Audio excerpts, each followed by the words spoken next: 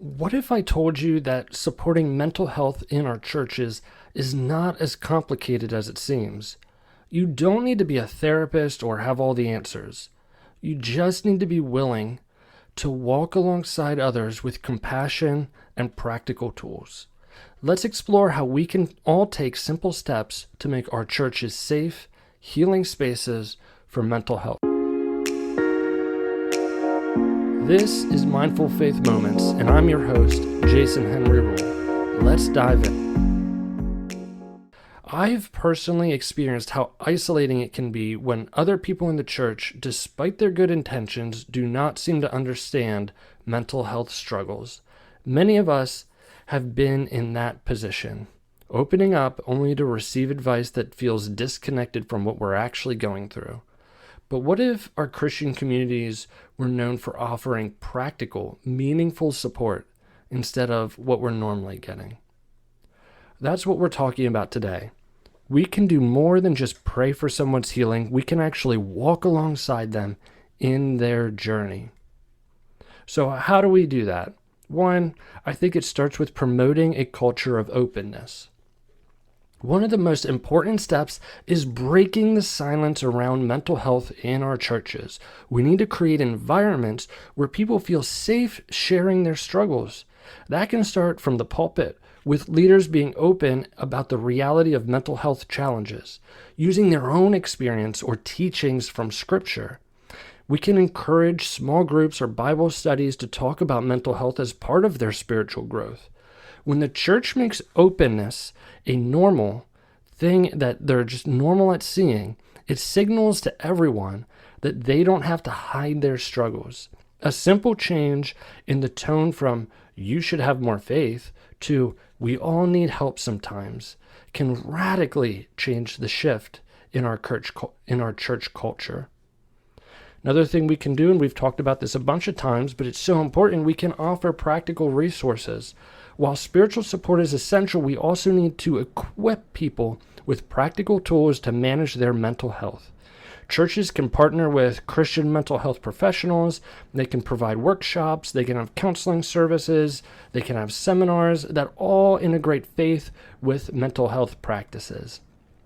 If hosting a workshop is not possible, create a section in one of your church's websites or in the bulletin or in the church library that has information with local therapists, support groups, or helpful reading materials.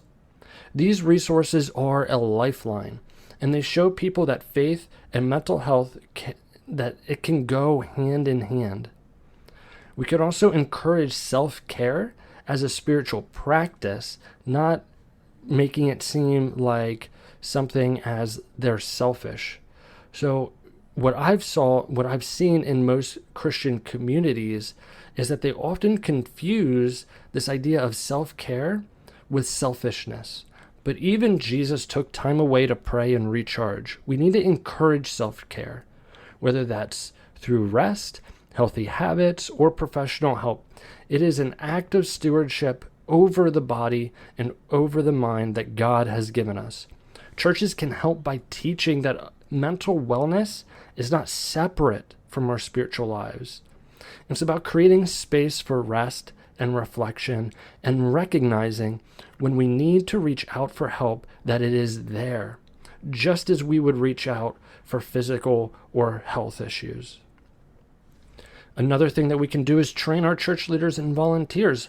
Pastors, small group leaders, and volunteers do not need to be licensed therapists, but they should have some basic mental health training. Equip them to recognize signs of distress and how to guide people towards the appropriate resources. Knowing when to listen, knowing when to pray, and knowing when to direct someone to professional help can prevent people from falling through the cracks. This could be as simple as offering mental health as having a course on that for your leaders, or inviting a counselor to speak to maybe your elders or your church team. Providing this support ensures that when people in the church need help, they can find it, not just spiritually, but practically as well.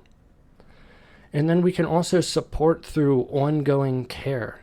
Mental health challenges are often long-term and they ebb and flow, and one-time advice or a single prayer is not typically the answer.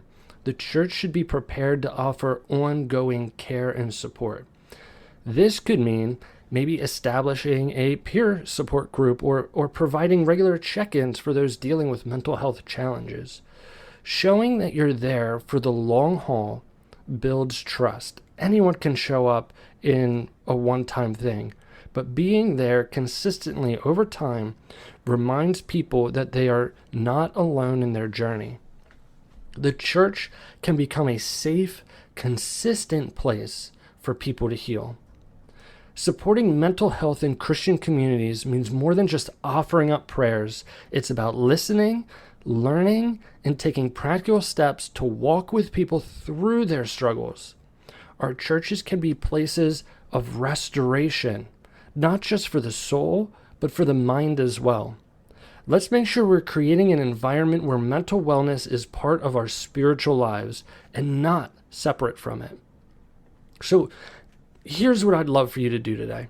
Take one step toward making mental health a priority in your church, whether it's starting a conversation with your pastor about bringing in mental health resources or simply encouraging someone in your communities so that they can seek help, that they can get the help that they need.